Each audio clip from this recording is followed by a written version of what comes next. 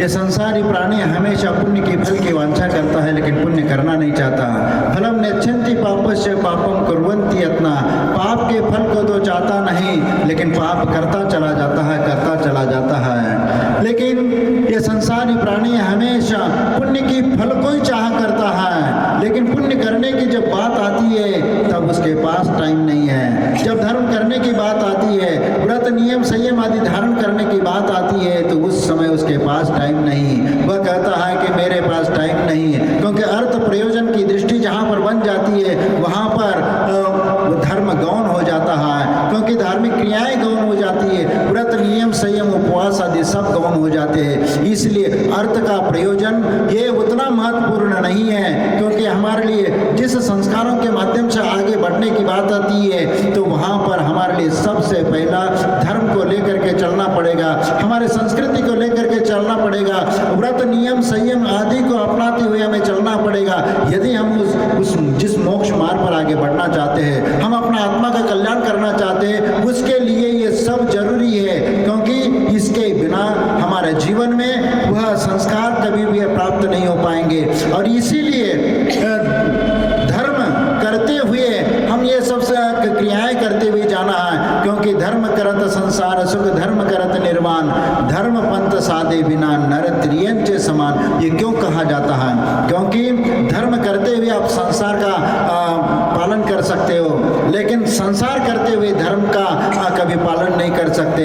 इसीलिए धर्म साथ में हो तो तुम्हारा सांसारिक जीवन भी सुखमय और समृद्धिमय हो सकता है। और इसीलिए धर्म के साथ हमारा आचरण, हमारा विचार, आचार आदि साथ में लेकर के चलेंगे तो ही हम पुण्य बंध को प्राप्त करेंगे। और वही पुण्य का जब उदय होगा तब उस पुण्य का फल सामने आएगा, क्योंकि पुण्य के फल को हम चाहते हैं, लेकिन पुण्य करना नहीं चाहते। लेकिन अब वो पुण्य करना है और वो पुण्य करेंगे तो निश्चित वह पुण्य का फल भी हमें प्राप्त होगा। लेकिन संसारी प्राणी हमेशा पाप के फल को चाहता नहीं, लेकिन पाप का फल जब उदय में आ जाता है तो वह अपने आप में विचार करने लगता है कि मैंने ये कौन सा कर्म का उदय किया और इस प्रकार का मुझे दुख भोगना पड़ रहा है। इस प्रकार वह विचार करने लगता है और अपने किए हुए पापों को पश्चाताप भी करने लगता है, लेकिन अपनी क्रियाओं को वह छोड़ना नहीं चाहता। पाप की क्रियाओं को वो और उसकी दृष्टि हमेशा निरंतर उसी ओर चलती चली जाती है। और इसीलिए हमें उस बात को समझने की आवश्यकता है। अनंत काल से हमने इस बात को हमने स्वीकार नहीं किया, इस यानी धर्म का अंगीकार करने का विचार नहीं किया, इसलिए तो हम संसार में भटक रहे हैं। लेकिन आज तक हमने जो भी किया है वह वही क्रिया करते आए जो हमें अच्छा लगता है, और जो हमें अच्छा लगा उन्हीं क्रियाओं को करते करते हमारा जीवन व्यतीत हो गया। लेकिन उसके माध्यम से हमारा कभी आत्मा का उद्धार नहीं हो सकता, क्योंकि जो हम चाहते हैं वो होता नहीं और जो होता है वह हम चाहते नहीं। इसलिए तो हम संसार में अनंत काल से भटक रहे हैं। लेकिन इस बात को हमें समझने की आवश्यकता है, जब अशुभ कर्म का उदय होता है या कोई बीमारी आ जाती है या कोई संकट आ जाता है, तो उस समय हम भगवान को याद करना शुरू कर देते हैं और भगवान से प्रार्थना करने लगते हैं कि हे भगवान, मेरी दुख मेरी पीड़ा दूर करो। भाई, जिस समय जब पुण्य करना था, धर्म करना था, उस समय तो तुम्हारे पास टाइम नहीं था, लेकिन जब संकट की घड़ी आती है तब आपके लिए भगवान याद आ जाते हैं। कोई बात नहीं, संकट के घड़ी में भी भगवान याद आए तो अच्छी बात है, लेकिन अपना आगे का भविष्य तो सुधारो, जिसके माध्यम से तुम अपना आत्मा का उद्धार कर सकते हो, तुम अपना आत्मा का कल्याण कर सकते हो। आज तक तो हमने पाप क्रियाएं करते चले गए और इसीलिए आज तक हमने उस धर्म को स्वीकार नहीं किया, इसीलिए हम संसार में भटक रहे हैं। और इसीलिए मैं आप लोगों से कहना चाहता हूं कि जब हम क्रिया कर रहे हैं और जो क्रियाएं हमें नहीं करना चाहिए, इसको भी हमें समझने की आवश्यकता है, क्योंकि धर्म की बात जहाँ पर आती है वहाँ अधर्म की बात भी सामने आ जाती है। और इसीलिए हम अपने जीवन में धर्म को अंगीकार करना है या अधर्म को अंगीकार करना है, ये स्वयं को निर्णय करना है। धर्म क्या चीज़ है और अधर्म क्या चीज़ है, इसको हमें समझने की आवश्यकता है। आप रत्नकर्ण श्रावकाचार में वगैरह धर्म की व्याख्या आप लोगों ने पढ़ी होगी और आपने उसको समझने का प्रयास भी किया होगा, और भी ग्रंथों में धर्म की व्याख्या बहुत अच्छे सुंदर ढंग से किया है, क्योंकि दुर्गतो प्रपतंतम आत्मानम धारयति इति धर्म, दुर्गति में गिरने वाले जीवों को जो उनको उठा दे और वहां से उठा करके उत्तम स्थान पर ले जाए, वह है धर्म। और उस धर्म को हमें समझने के लिए हमें प्रयत्न करना चाहिए, क्योंकि धर्म का स्वरूप क्या है। आचार्य समंतभद्र स्वामी भी रत्नकर्ण श्रौकाचार में उस धर्म की व्याख्या करते हुए कहते हैं कि देश यामी समीचीनम धर्म कर्म निबरणम संसार दुखता सत्वान धरित उत्तमे सुखे।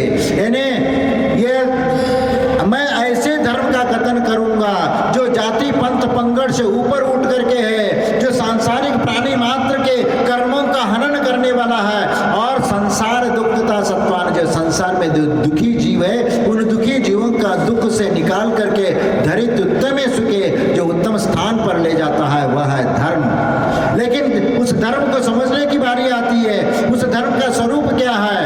अब उसके साथ साथ हमें अधर्म को भी समझने की आवश्यकता है। एक बार आचार्य श्री के पास एक NRI वह आचार्य श्री के पास आया और वह कहने लगा कि महाराज मैं धर्म को समझना चाहता हूँ, और लेकिन मेरे पास ज़्यादा टाइम नहीं है, आप 2-4 मिनट में आप धर्म को समझा दीजिए। तो आचार्य श्री ने कहा कि भाई जिस धर्म को समझने के लिए मैंने अपना पूरा जीवन लगा दिया, मैं भी अभी धर्म को पूरा नहीं समझ पाया, और तुम्हें धर्म को 2-4 मिनट में समझना चाहते हो। लेकिन आचार्य ने कहा ठीक है भाई, ग्राहक आया तो कौन छोड़े उसको। हाँ, क्योंकि ग्राहक आया है तो भाई तुम्हें 4 मिनट बोल रहे तो हम 2 मिनट में आपको धर्म समझते हैं, धर्म समझाने का प्रयत्न करते हैं। तो महाराज बहुत कृपा होगी, आप यदि धर्म को बताएंगे तो मैं जहाँ USA में अमेरिका में जा कर के भी मैं उस धर्म का वहाँ पर भी लोगों को समझाने का प्रयत्न करूँगा। तो आचार्य ने कहा जो आज तक आपको अच्छा लगा और जिन क्रियाओं को तुम करते आए हो वह अधर्म है। महाराज क्या बोल रहा हूं, हमें समझ में नहीं आया। जो आज तक तुम्हें अच्छा लगा और जो जिस क्रिया को आप करते हुए आए हो वही क्रियाएं सब अधर्म है, और जो आज तक तुम्हें अच्छा नहीं लगा, जिसको आपने करना नहीं चाहा, वह है धर्म।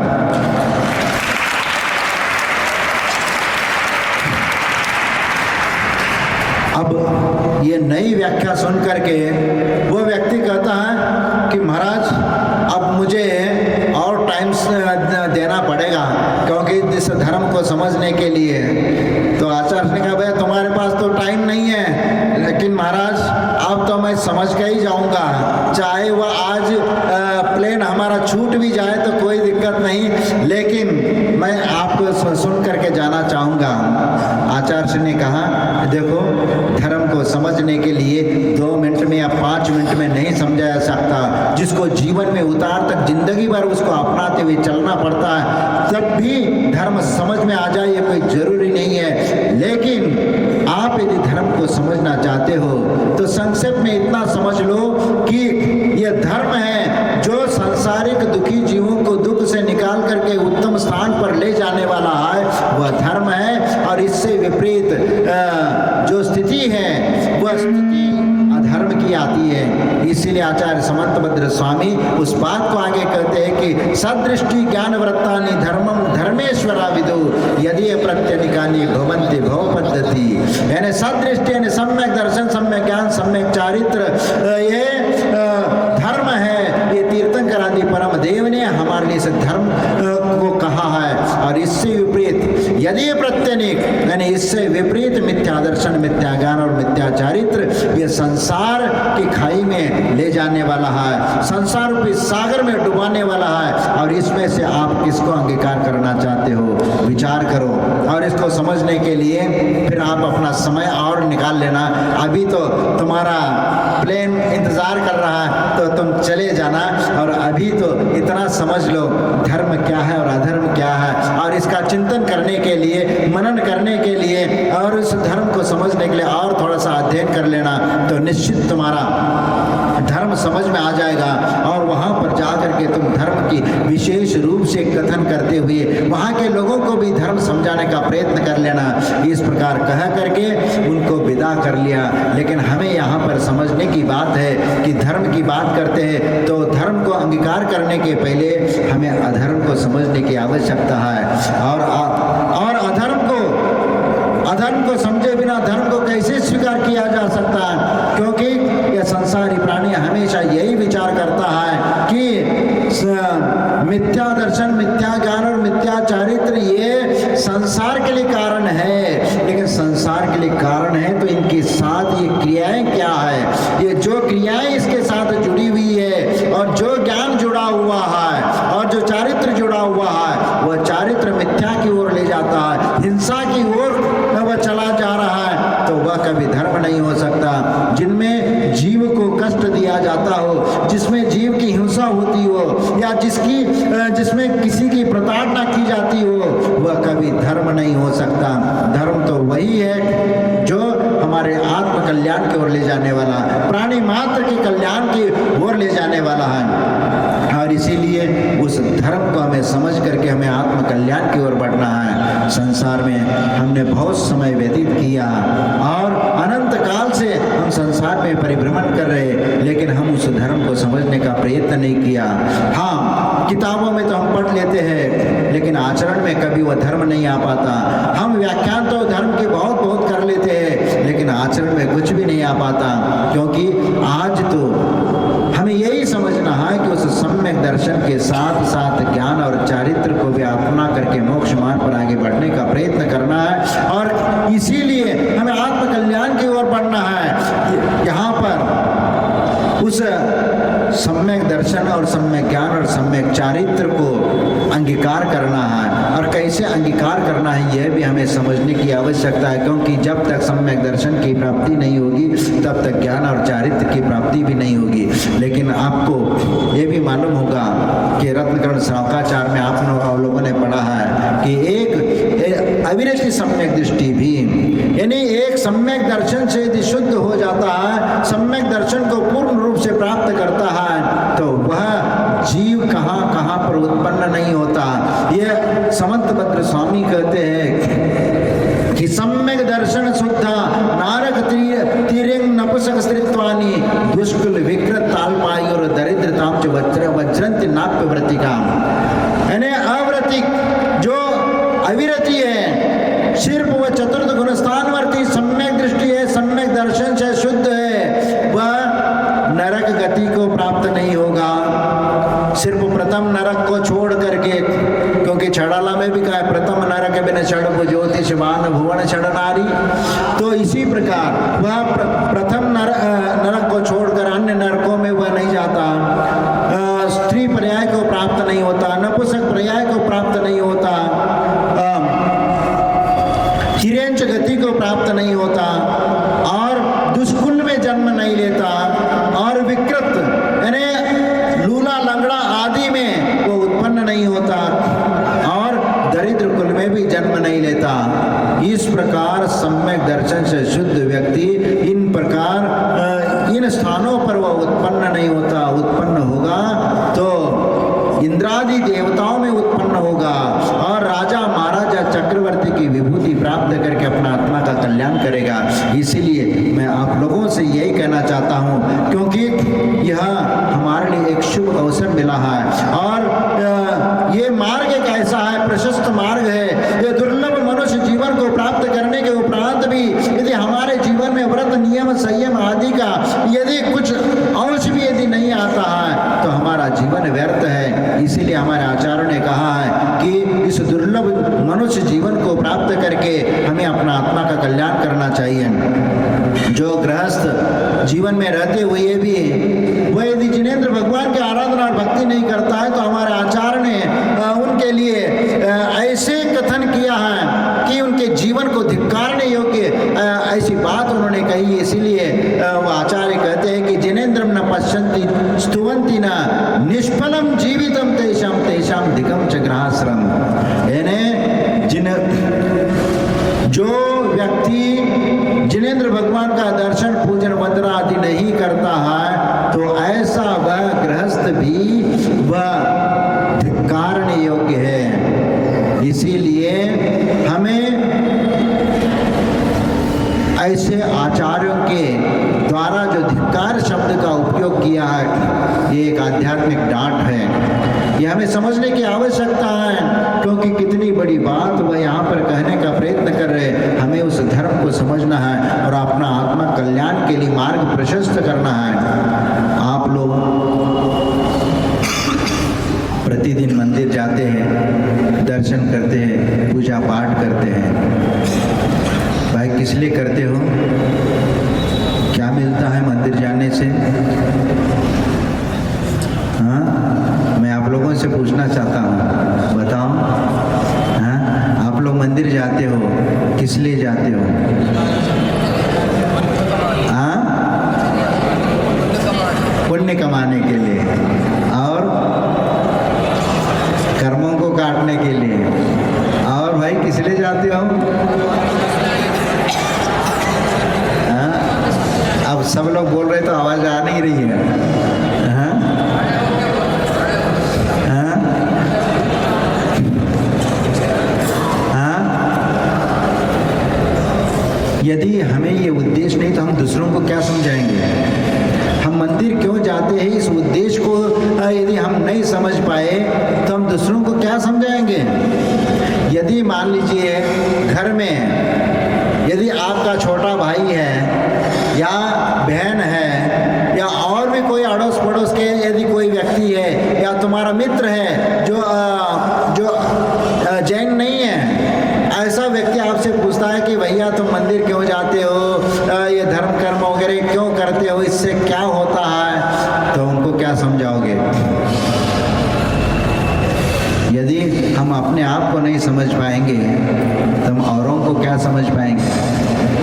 क्योंकि सबसे पहला हमें ये मालूम होना चाहिए कि आचार्य वादिव चंद सूरी छत्र चूड़ामणि में कहते हैं, को हम की द्रिगुणा कृत्य किम प्राप्या किम निमित्तक इत्युह प्रत्यहं नो चेत् धन्य स्थाने मतिर्भवे।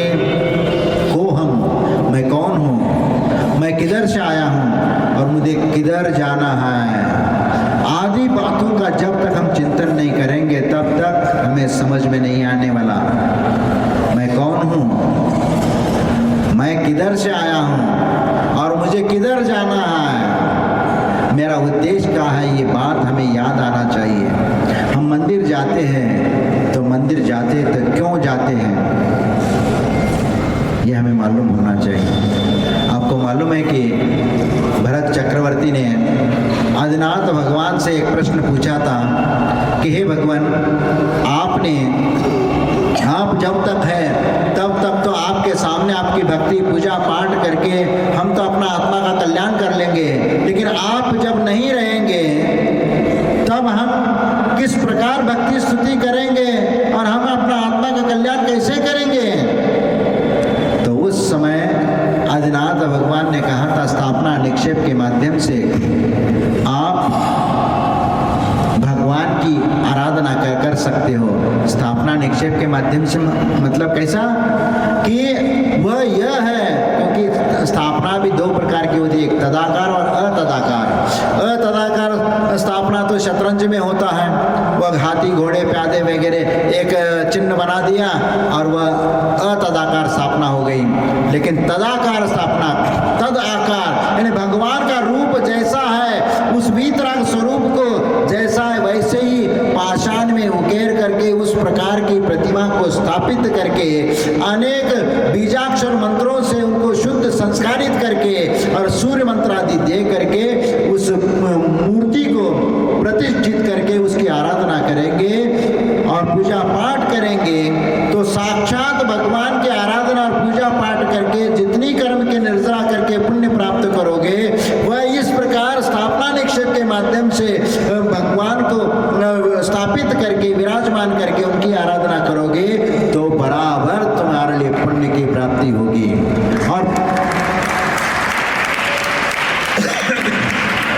और उसके माध्यम से तुम अपना आत्मा का उद्धार कर सकते हो। इसीलिए इसलिए भाई यदि हमें ये धर्म कर्म करना है तो सबसे पहला हमें इस बात को समझने की आवश्यकता है कि हमारा धर्म कैसे जीवित रहेगा। आपने कभी विचार किया है कि पूरे भारतवर्ष में हम कितने लोग हैं, मालूम है? हाँ, कितने? नहीं, आवाज स्पष्ट नहीं आ रही। 0.3 तो नहीं, 3 से ज़्यादा है। हाँ, क्योंकि 4 के ऊपर है, थोड़ा सा 4 के ऊपर है। 40-44 लाख के लगभग पूरे भारतवर्ष में जैन समाज है।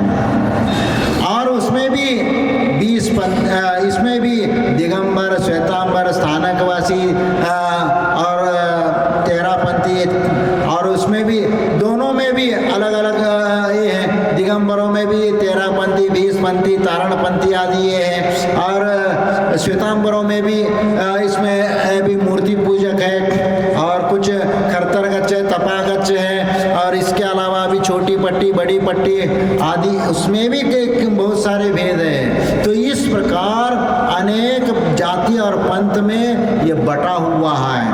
और उसमें भी एक शुद्ध आमनाएं अलग है, शुद्ध तेरापंथी अलग है। तो इस प्रकार अनेक भागों में बटे हुए हैं। और आप लोगों को थोड़ा इतिहास की ओर भी देखना चाहिए कि सम्राट चंद्रगुप्त के समय 40 करोड़ जैन थे।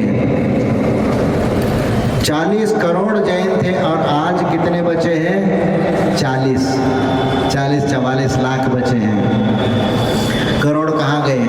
देखो, आप विचार करो, ये जो जितने भी यादव हैं, ये सब नेमिनाथ भगवान के वंशज हैं, और एक समय वो भी जैन थे, क्योंकि वो श्री कृष्ण को मानते हैं, लेकिन नेमिनाथ भगवान को वो भूल गए हैं। और कोई किसी समय ऐसा प्रसंग आया हो, वह अपने से पृथक हो गए, लेकिन उनमें अभी भी वो संस्कार है, शाकाहारी होते हैं, और वह इस प्रकार गलत चीज़ों का सेवन नहीं करते हैं। लेकिन हमने कुछ लोगों को पूछा कि भैया तुम्हारा इतिहास क्या है, तो उनको अपना स्वयं का इतिहास ही मालूम नहीं। हमने अच्छे लोगों से पूछा, लेकिन भाई तुम्हारे पास जितना नहीं, उससे ज़्यादा हमारे पास इतिहास है तुम्हारा, क्योंकि हरिवंश पुराण उसी के ऊपर है। और ये कैसा हुआ, ये आपको समझने की आवश्यकता है। लेकिन इसी प्रकार कई कारणों से मध्यकालीन युग में भी कितना धर्मांतर हुआ, और इस धर्म के ऊपर संकट आया, चाहे दक्षिण में हो, चाहे उत्तर में हो, यानी हर प्रकार से इस धर्म को नष्ट करने का प्रयत्न किया गया। फिर भी हम मुट्ठी भर बचे हैं, लेकिन फिर भी पूरे भारतवर्ष में 140 करोड़ में मुट्ठी भर हो करके भी लगभग 24-25% टैक्स फेयर जैन समाज देता है। विचार करो, 140 करोड़ में हम 40 लाख वाले हैं, 25% टैक्स पेयर करते हैं। तो हमारे पास क्षमता तो है, कमाने की भी है और चलाने की भी है, लेकिन हम अब धीरे धीरे कम होते जा रहे हैं। क्योंकि कम कैसे हो रहे हैं? क्योंकि हमारी जनसंख्या नहीं बढ़ रही है, हमने उस ओर ध्यान नहीं दिया। आने वाले समय में यदि इसी प्रकार स्थिति रहेगी तो 50-100 साल में इतिहास के पन्नों में जैन धर्म लिखा जाएगा, क्योंकि इस भारतवर्ष में जैन की उपासना करने वाले लोग यहाँ पर थे। क्योंकि एक बच्चा हम पैदा कर रहे हैं, और एक बेटा एक बेटी, इससे क्या नतीजा हो रहा है?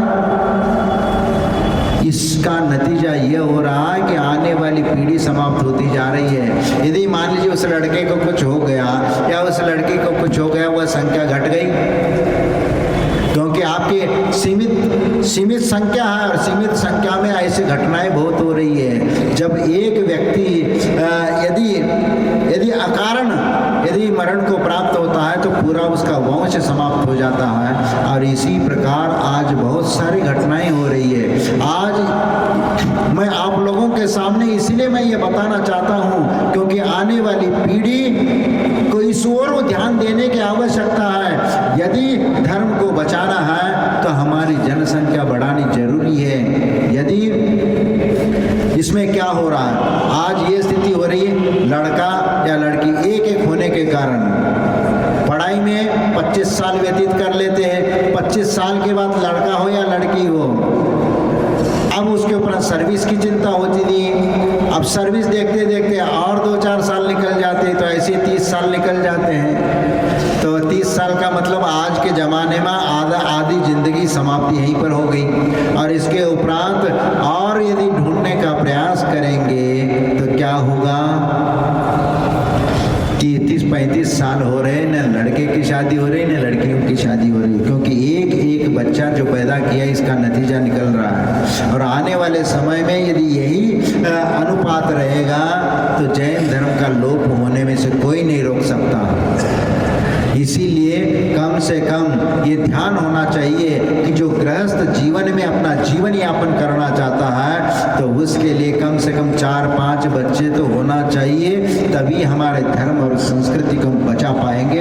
अन्यथा हमारी धर्म और संस्कृति समाप्त होने में कोई देर नहीं लगने वाली। इसीलिए हम मोक्ष मार्ग में चलना चाहते हैं, धर्म को जीवित रखना चाहते हैं, तो उसके लिए प्रयत्न करना है। और ये प्रयत्न किए बिना हमारा आत्मा का उद्धार नहीं हो सकता। इसीलिए मैं आप लोगों से यही कहना चाहता हूँ, क्योंकि देश के प्रति हमारा समर्पण और हमारी भक्ति अटूट है और इतिहास इसका गवाह है। क्योंकि हमारी धर्म और संस्कृति को बचाना है तो देश प्रथम, देश बचेगा तो हम बचेंगे, हम बचेंगे तो हमारी संस्कृति और सभ्यता बचेगी।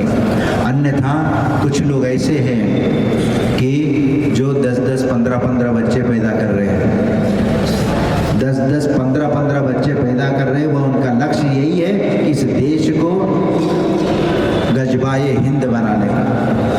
गजबाए हिंद जानते हो क्या होता है? हाँ, गजबाए हिंद का मतलब नहीं मालूम आप लोग? यानी इस देश को मुस्लिम राष्ट्र बनाना। क्या पाकिस्तान जैसे हालत चाहते हो, बांग्लादेश जैसे हालत चाहते हो?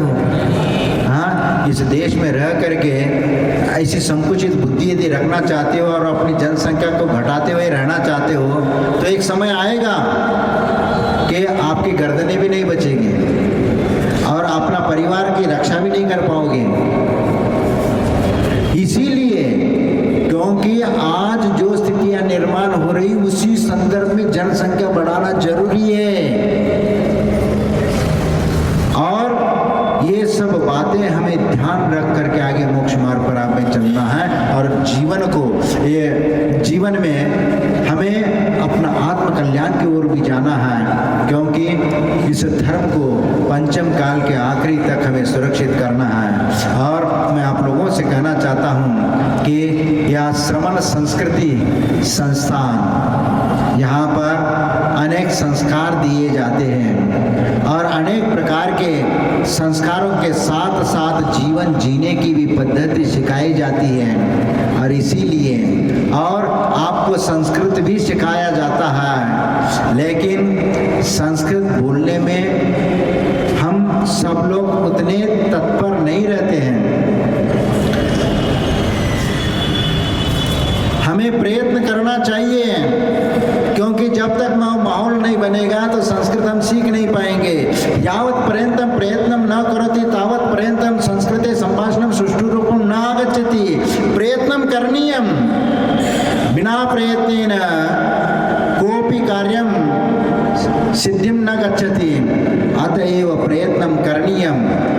या संस्कृते संभाषण समये त्रुटिया सहजा संभवन्ति, किंतु प्रयत्नं न त्यजनीयं। यथा बालकः गमनार्थम् उत्तिष्ठति, गमनार्थं प्रयत्नं करोति, तस्मिन् समये स पतति स पुनः उत्तिष्ठति और उत्तिष्ठं गमनार्थं प्रयत्नं करोति शनैः शनैः स पदक्षेपणं करोति और शनैः शनैः धावनमपि करोति अतएव प्रयत्नं निरन्तरं करणीयं निरन्तरं करणीयं यदा प्रयत्नं पूर्णरूपेण निरन्तरं कुर्वन् अस्मि तस्मिन् समये हम संस्कृते सम्भाषणं सुष्ठुरूपेण कर्तुं शक्नोति अतएव प्रयत्नं करणीयं सर्वे जनाः सर्वे विद्यार्थिनः